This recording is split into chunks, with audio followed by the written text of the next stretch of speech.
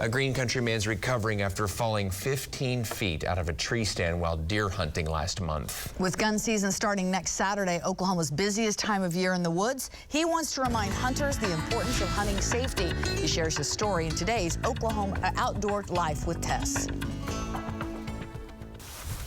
I haven't been back since it happened. With the help of crutches. No, I want to walk with you. Kaleb Cartwright is taking us to one of his deer hunting spots near Drumright. I'm just thankful to even be here. It's been nearly 3 weeks since Kaleb lost his footing and fell out of this tree stand, a 15-foot drop.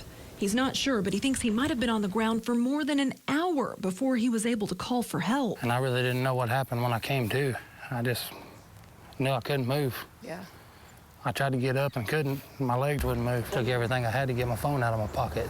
I think he just knocked himself out and then he rolled off. His wife, Tori, got there first, not knowing what to expect. I rushed out there immediately. Everything was going through my head. He was in and out of consciousness, she says, unable to move. Tori called 911.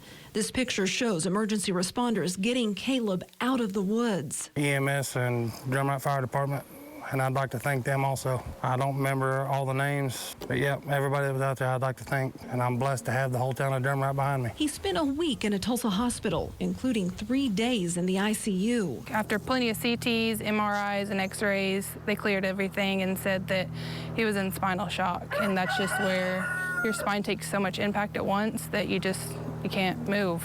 Your body just goes into shock. He still doesn't have feeling in his right leg, and it's painful to walk, so he isn't able to work his construction job, putting a financial burden on his family of 7. It is pretty tough with 5 kids.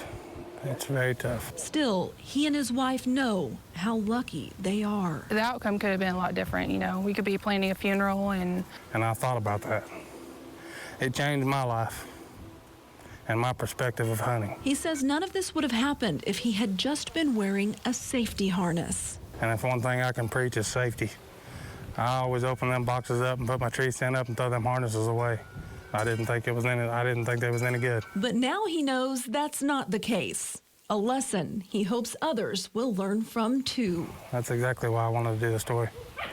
To pass the word on to hopefully save somebody else from doing the same thing. I would advise putting that safety harness on when you're in that tree stand, because that can save your life.